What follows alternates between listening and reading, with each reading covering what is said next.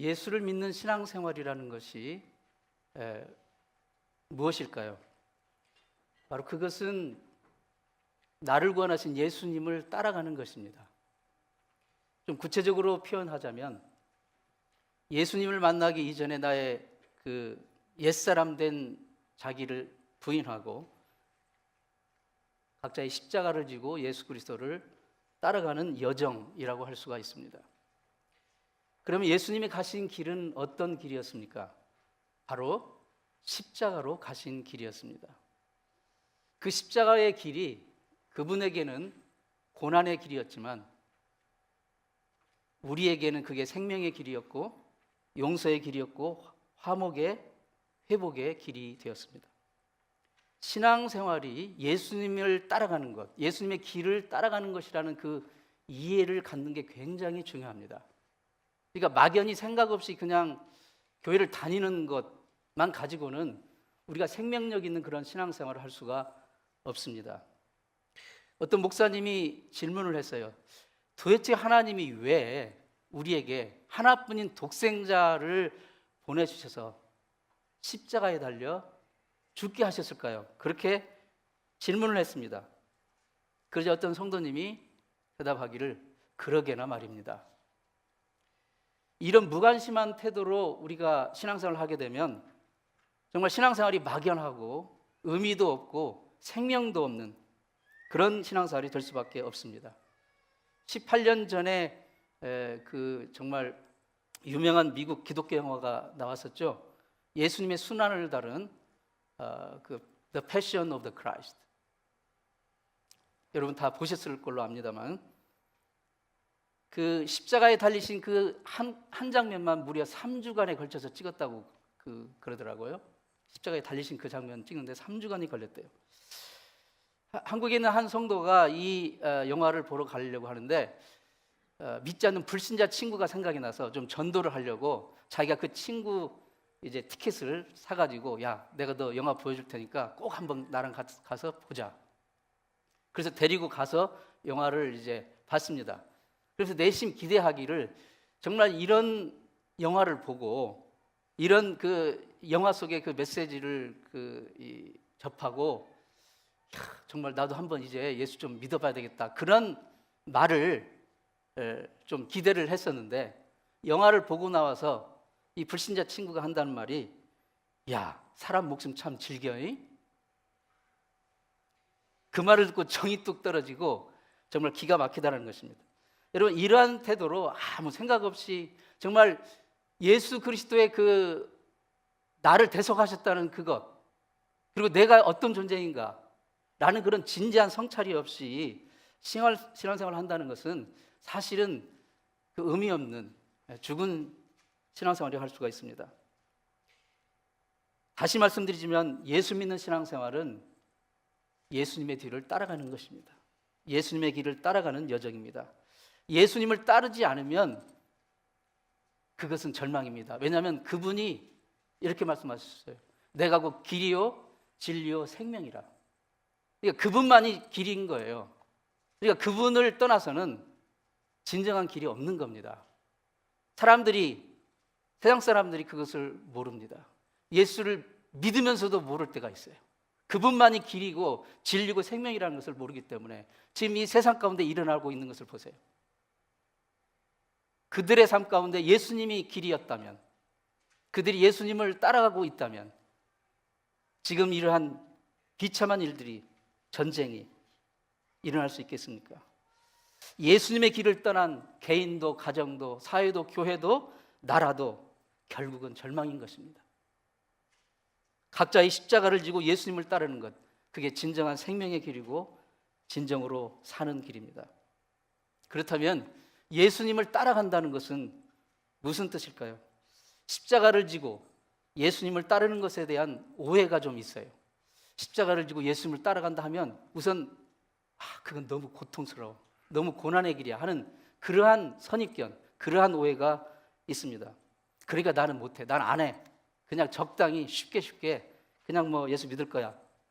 물론 십자가를 지고 예수님을 따르는 것에 따르는 어떤 그 고난의 부분이 있어요. 쉽지 않은 부분이 있습니다. 그러나 궁극적으로 고난이 목적이 아닙니다. 고난이 전부가 아니에요. 예수님을 따르는 것은 고난 예찬이 아닙니다. 성경은 결코 고난을 미화하거나 아름답게 묘사하지도 않아요. 고난 받아야만 진짜 신앙이다라고 고난을 우리에게 강요하지도 않습니다. 십자가를 지고 예수님을 따라가는 여정 중에 고난이 있을 수 있고 어려움이 있을 수 있으나 그것은 잠시의 과정일 뿐입니다. 그러나 그 길의 결국은 생명이고, 왜냐하면 그분이 생명이니까 그 길은 바로 진정한 진리이고 영광이고 하늘의 복인 것입니다. 오늘 본문은 이 진리를 분명하게 선포합니다. 사람이 그리스도를 위하여 제 목숨을 잃으면 오히려 생명을 얻게 된다고 말씀합니다. 그러니까 자기 먼저 목숨을 내놓아야 오히려 진짜 생명을 얻을 수 있다는 거예요. 제 목숨을 잃는다는 것을 문자 그대로 내가 스스로 목숨을 끊으라는 말이 아닙니다. 그것은 뭐냐면 바로 주님이 나에게 맡겨주신 십자가를 지고 그분을 따르는 것, 그게 바로 목숨을 내려놓는 것, 그 뜻이라고 할 수가 있습니다. 그래야 진짜 참 생명을 얻게 된다는 것입니다. 예수님 자신이 이 땅에 오셔서 이 진리를 몸소 보여주셨어요. 요한복음 1장 29절에 세례 요한이 보라 세상 죄를 지고 가는 하나님의 어린 양이로다. 구약의 제사에서 사람의 죄를 대신해서 양이나 염소, 소 이런 것들을 희생제물로 대신 바쳐가지고 그 죄의 문제를 해결을 했잖아요. 바로 그 어린 양처럼, 그 희생된 짐승처럼 예수님은 인류의 죄를 그 대신 지시고 하나님의 어린 양으로 십자가의 길을 가신 것입니다. 그래서 하나님의 뜻을 섬겨 그 목숨을 십자가에 내놓으셨습니다. 그러니까 예수님도 먼저 목숨을 내놓으신 거예요. 목숨을 내놓으신 거예요. 그랬더니 그분이 영영 목숨을 완전히 잃게 되셨습니까? 아니죠. 생명의 부활로, 영생의 부활로 다시 사셨습니다. 부활의 첫 열매가 되신 것입니다.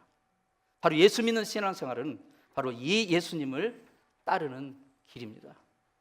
사순절입니다. 지금 이 사순절은 이 예수님을 따르는 믿음의 여정을 깊이 체험하고 훈련할 수 있는 아주 좋은 기간이고 기회입니다.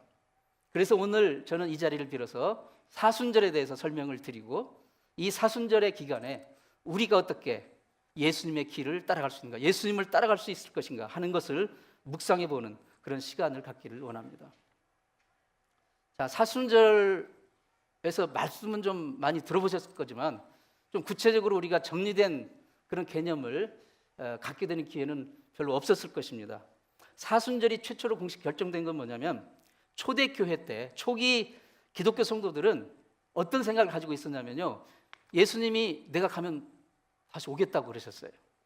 그러니까 예수님이 다시 오신다는 것을 아주 정말 강력하게 소망했고 믿었어요. 그리고 그러면 우리들도 이제 부활하게 할 것이라는 그거에 대한 강력한 기대와 소망이 있었고, 그것도 아주 가까운 시일 안에 그것이 일어날 줄 그들은 알았어요. 네. 그런데 100년이 지나고 200년이 지나고 300년이 지났는데도 예수님 다시 안 오시는 거예요. 그러자 초창기 기독교 지도자들은 예수님의 그 부활을 막연하게 그냥 기다릴 게 아니라 성경적으로, 구체적으로, 신앙적으로 준비를 해야 되겠다라는 그런 생각이 들기 시작했어요. 그래서 그 생각을 모아서 주후 325년에 니케아 공의회라는 유명한 기독교 공의회에서 최초로 사순절을 공식적으로 결정을 했습니다. 그 이후로 약 한 1700여 년 지금까지 사순절은 지속되어 온 기독교의 전통이 되었습니다. 자, 그러면 이 사순절이라는 기간은 어떻게 결정이 되었는가? 사순절이라는 말은요, 넉사자 열순자, 열이 4번이라는 뜻이에요. 그러니까 몇이에요? 40일이라는 뜻입니다. 말 그대로 사순, 열이 4번, 그러니까 40일이라는 뜻이에요. 이 40일은 어떤 것을 기준으로 하냐면 부활절을 기준으로 거슬러 올라가서 40일이에요. 부활절 이전 40일을 사순절이라고 합니다. 그러면 그 부활절은 올해의 부활절은 4월 17일입니다. 그럼 그 부활절은 어떻게 결정되느냐? 이미 결정됐어요. 예. 이미 내년도, 내후년도 이미 다 결정이 됐어요. 어떻게 결정이 되냐면 그 해의 춘분, 스프링 이퀴너스, 그 해의 춘분 정해져 있죠. 그 해의 춘분 다음에 나오는 첫 보름달, 그 첫 보름달 바로 지나서 처음 맞이하는 주일, 그게 부활절이에요. 그래서 그걸 계산하면 올해의 춘분은 3월 21일이고 그 춘분이라서 첫 보름달은 4월 16일이고 4월 16일 지나서 첫 주일은 4월 17일 주일, 그게 부활절이 됐어요. 내년에도 이미 정해져 있어요. 그런 원리로 하면.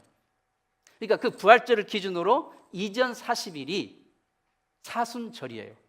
그런데 여기서 우리가 하나 기억해야 될 것은 그 사순절의 그 40일 기간 속에 주일은 포함되지 않는다는 거예요. 주일은 카운트 아웃 됐습니다. 왜냐하면 주일은, 그러니까 주일까지 포함하면 총 46일이 돼요. 주일을 제하니까 40일이 되는 거죠. 왜 주일을 제외시키냐면 주일은 예수님이 부활하신 날입니다. 그래서 사실 모든 주일은 사실은 부활절이에요. 작은 부활절이에요.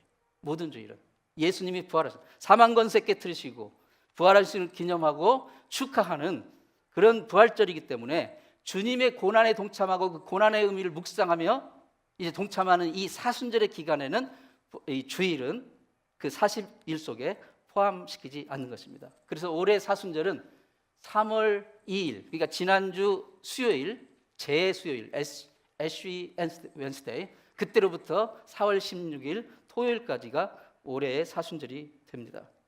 자, 그러면 왜 40일인가요? 왜 40일인가?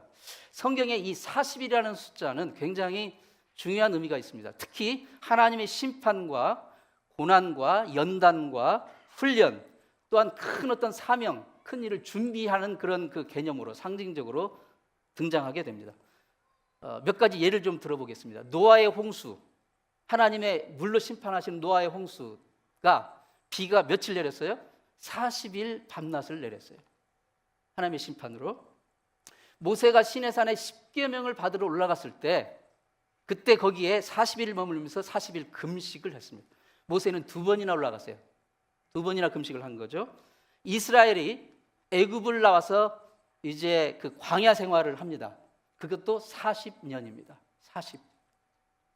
요나 선지자가 니느웨에 가서 하나님의 그 심판의 메시지를 경고할 때 40일 후면 하나님의 심판이 임하리라. 너희들이 회개하지 않으면. 엘리야 선지자가 호렙산에 가서 기도하는데 40일을 기도했습니다. 가장 결정적으로 우리 예수님이 요단강에서 세례를 받으시고 곧바로 어디 가셨어요? 광야로, 성령에 이끌려서 광야로 가셔서 거기서 40일을 금식하시면서 마귀의 시험을 받으셨어요. 그리고 난 뒤에 본격적으로 공생애를 시작하신 것입니다. 그래서 이 교회의 전통은 이 사순절의 그 성경적인 그 이제 근거를 예수님의 그 광야 40일 고난, 금식, 이제 거기에서 이제 많이 찾고 있습니다. 자, 사순절은 어떻게 시작이 됩니까? 바로 아까 말씀드린 대로 그 부활절을 기준으로 6주 전 수요일, 제 수요일로부터 시작하게 됩니다. 그 수요일을 제 수요일이라고 부르는데요. 제를 이제 그 성도들은 이마에 이렇게 십자가 모양으로 이렇게 바릅니다. 켈빈 대학교 가면은 이 사순절 특히 제 수요일 가면 막 학생들이 이렇게 바르고 오는 걸 많이 보게 돼요. 기독교 학교들에서 많이 그렇게 행해지고 있는데 왜 다른 것이 밀가루도 아니고 제일까요? 왜 제일까요? 제는 티끌과 흙을 상징합니다. 사람아 너는 흙이니 흙으로 돌아갈지니라. 인간은 결국은 티끌에서 와서 티끌로 돌아가는 유한한 존재라는 것을 상기시켜 주는 거예요. 네. 하나님이 우리를 흙에서 만드셨잖아요. 그리고 우리가 이 세상을 마칠 때 결국 우리 육신은 흙으로 돌아가는 거죠. 그러니까 이 죄를 바를 때마다 나의 그 존재가 얼마나 하나님 앞에 그 유한한 존재인가를 알 수가 있어요. 우리가 막 누구를 죽기 살기로 미워합니다.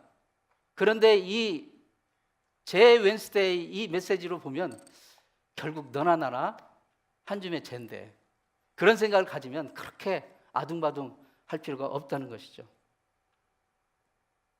이 죄를 보면 정말 영원히 내가 붙들어야 할 것이 무엇인지를 분명하게 우리는 깨닫게 됩니다. 그리고 성경에 사람이 죽거나 또는 정말 슬픈 일을 당했거나 아니면 죄를 지었을 때 회개하고 애통한다는 그런 의미로 이제 옷을 찢고 머리를 풀어 헤치고 재를 뿌립니다. 공중에 막 재를 날리기도 하고 욥 같은 경우는 재 위에 앉았어요. 재 위에 아예 몸을 재 위에 앉았어요. 그러니까 이 죄는 인간의 유한함을 자각하고 그리고 우리의 죄, 우리의 정말 이 땅의 삶의 그 덧없음 그리고 우리가 영원히 붙들어야 할 분이 누구인지를 상기시켜 줍니다.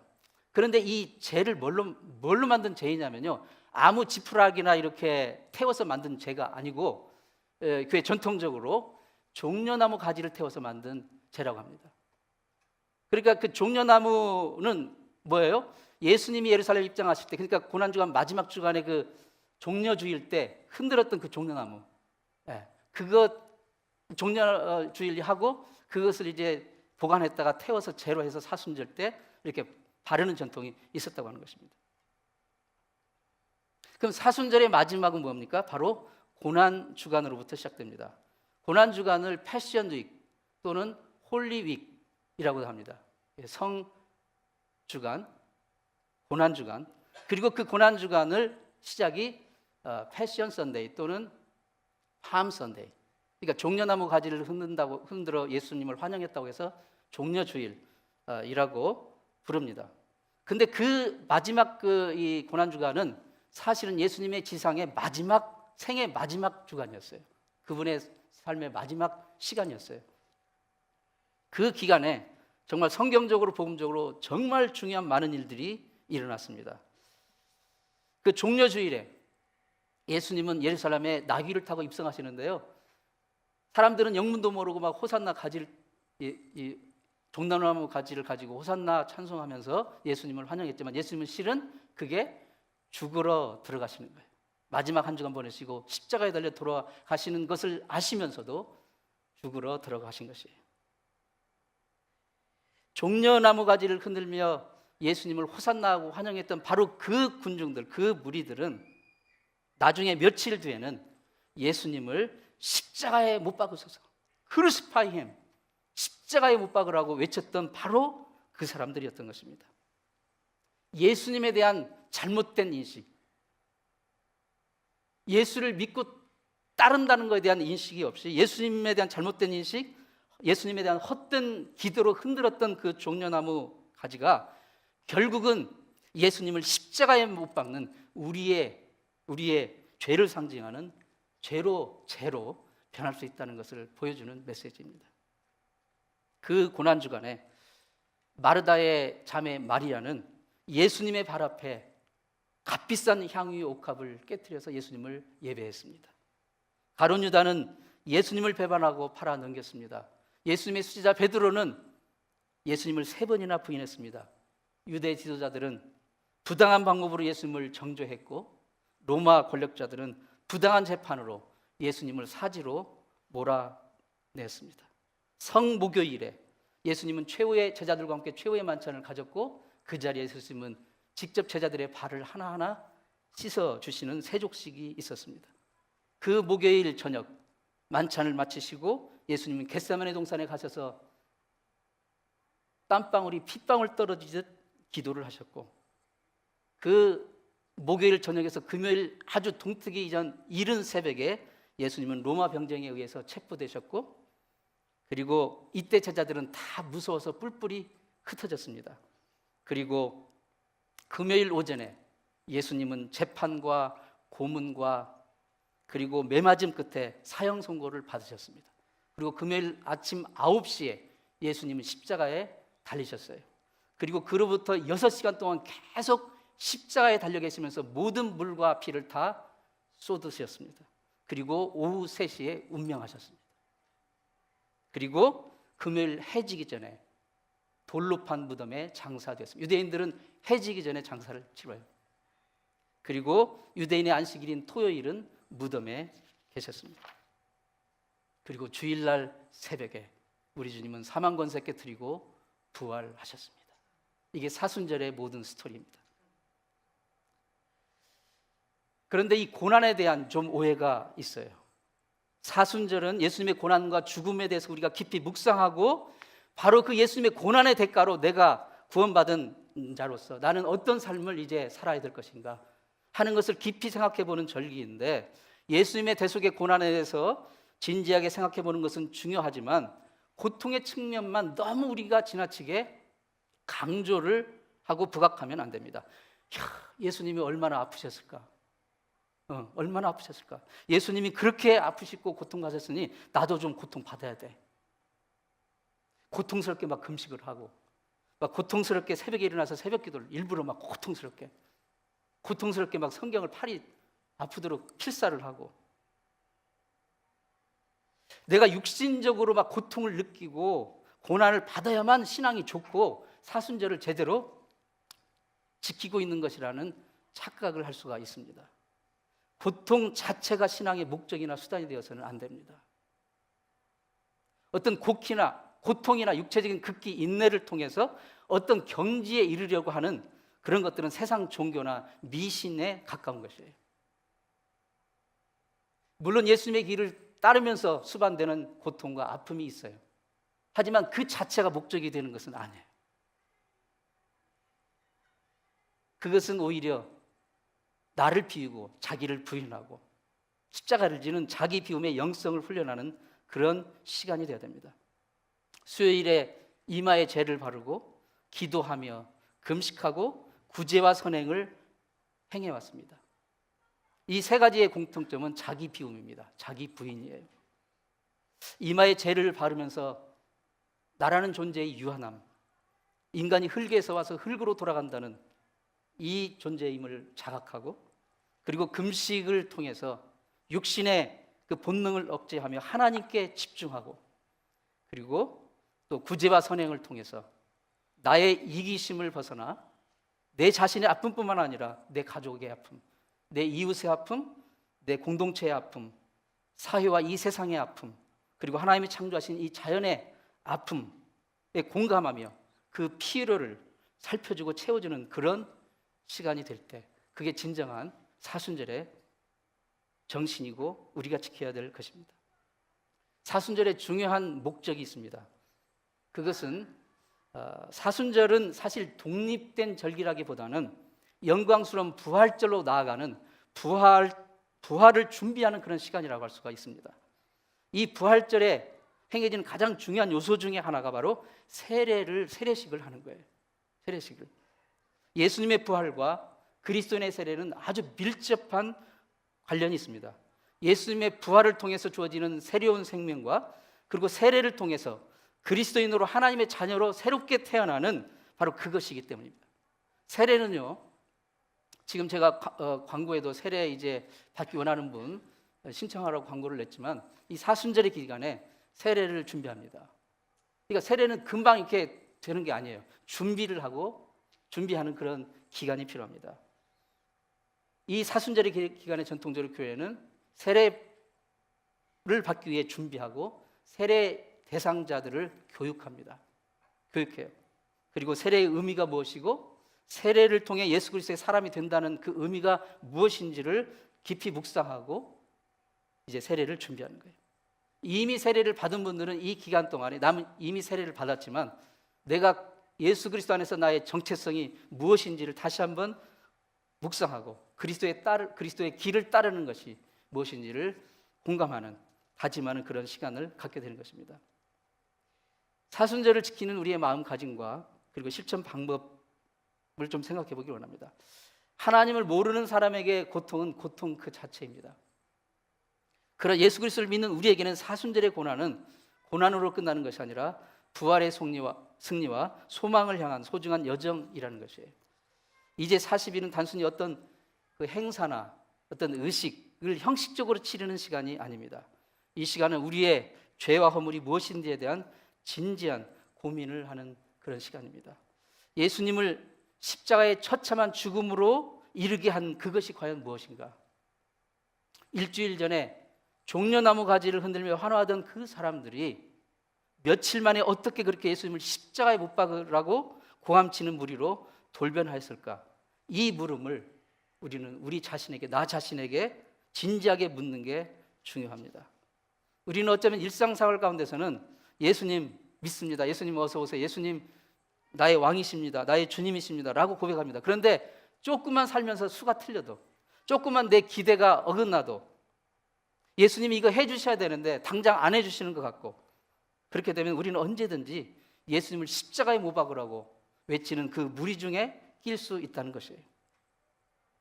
가룟 유다나 다른 대부분의 제자들이 꿈꿨던 것처럼 예수님을 따르면서도 어떤 세상적인 성공과 힘과 높은 위치와 부와 명예를 쫓아갈 수 있는데 그게 내 뜻대로 안 되는 순간 우리는 예수님을 기꺼이 배신할 수 있다는 것.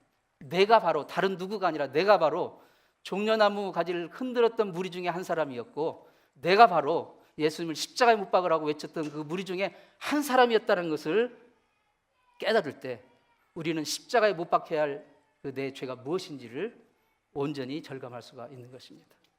오늘 이제 주보에 끼어드린 사순절 그 실천표가 있을 겁니다. 이걸 꼭 한 사람마다 모두 가져가시기 바랍니다. 모든 아이들도 다 가져가세요. 이게 한글과 영어로 앞뒤로 되어 있기 때문에 매일매일 거기 이 본문과 그 다음에 실천할 수 있는 사항을 가이드로 제시합니다. 아주 우리 목사님들이 잘 기도하면서 이렇게 잘 준비를 했습니다. 꼭 가져가셔서 사순절 이 기간 동안에 꼭 실천해 보시기 바랍니다. 또 그 다음에 우리 교역자들이 매일매일 이제 내일부터 여러분들에게 짧은 영상 묵상 메시지를 카톡으로 보낼 겁니다.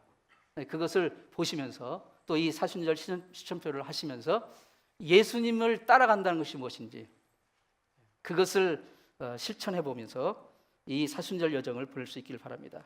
그러면서 이런 질문을 해보시기 바랍니다. 내가 정말 진정 절실하게 붙들고 있는 것이 무엇인가?